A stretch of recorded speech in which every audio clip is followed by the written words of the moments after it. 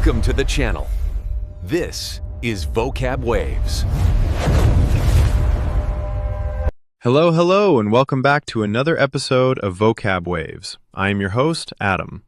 If you are new here, this is the channel where we don't just memorize words, we learn how to feel the language. We take real conversations, real emotions, and we turn them into English fluency. Today, I have my coffee, I have my microphone, and I have my wonderful friend joining us in the studio today. Welcome back, Sara. Hi, Adam. It is so good to be back. Hello to all the Vocab Waves listeners. I always love coming here. We love having you. You always bring such good energy. But I have to warn you, Sara, today's topic is a little bit heavy. It's a little deep. Are you ready for that? Oh no, you are making me nervous, Adam. What is the topic? Today, we are talking about the ex. We are talking about past relationships, breakups, and how to move on. Wow, okay, that is a big topic. Everyone has an ex, right? It's something everyone goes through, no matter where you live or what language you speak. Exactly. And I think it is important for our learners to know how to talk about love and loss. So, Sara, take a deep breath. Let's dive in. So, Sara, when you think of the word ex-boyfriend, who comes to your mind first? Immediately I think of Mark. Mark, okay. Tell us about him. Was this a recent relationship? No, this was about 3 years ago. We met at university. It was like a movie, Adam. We bumped into each other in the library. He helped me pick up my books. It was very romantic at the beginning. The classic meet cute. That is a term we use in movies when a couple meets in a cute way. So, it started well. What happened? Well, for the first year, it was amazing. We were inseparable. But people change. After graduation, he got a job in a bank and I started teaching. We both became very busy. Ah, the busy schedule. That is a relationship killer. Yes, we stopped going on dates. We stopped asking, "How was your day?" We just existed in the same room. We drifted apart. Listeners, catch that phrase, drifted apart. Imagine two boats on the ocean, slowly floating away from each other without noticing. That is what happened, Sara? Yes, and the worst part was the silence. We didn't fight. We didn't shout. We just stopped talking.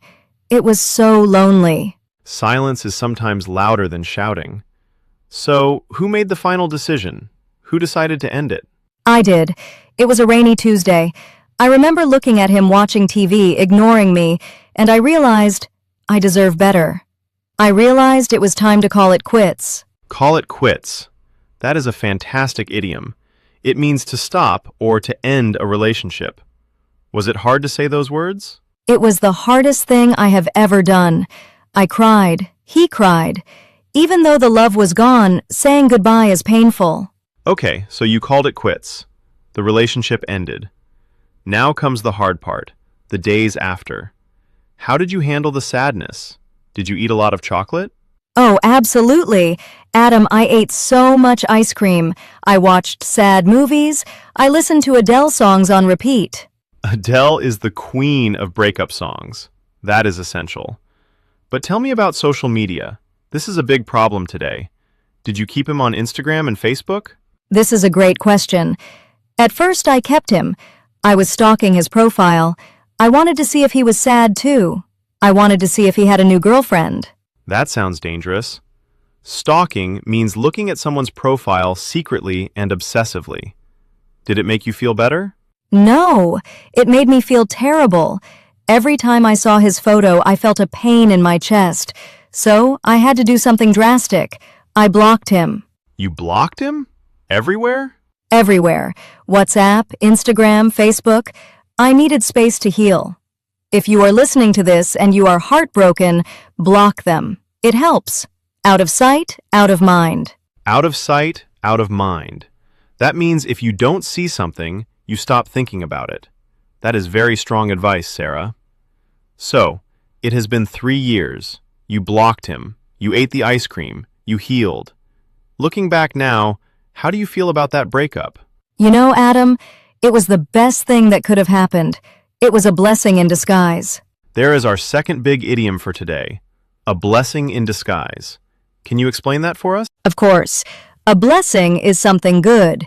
A disguise is a costume or a mask. So, a blessing in disguise is something that looks bad at first, like a breakup or losing a job, but in the end, it results in something wonderful.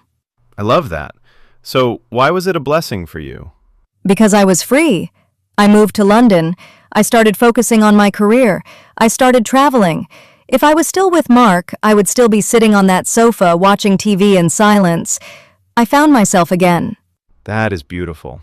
You lost a boyfriend, but you found yourself. Exactly. And now I know what I want. I want someone who listens, someone who asks me questions. I learned my lesson. Sarah, this has been such an honest conversation. Thank you for not being afraid to be vulnerable. Thank you, Adam. It helps to talk about it, and I hope it helps the listeners too. I am sure it will. To our Vocab Waves family, if you are going through a breakup right now, remember Sarah's story. It might hurt today, but it could be a blessing in disguise. Before we go, let's quickly review our key vocabulary from today. To drift apart, to slowly lose connection. To call it quits, to end the relationship. A blessing in disguise, a good thing that looked bad at first. And don't forget, out of sight, out of mind. Block that ex. Yes, block them. Listen to Sarah. All right, guys, if you enjoyed this real, deep conversation, please hit that subscribe button. Leave a comment below. Have you ever had a blessing in disguise? We want to hear your story. Bye, everyone. Keep riding the waves. This is Adam from Vocab Waves, signing off. See you in the next episode.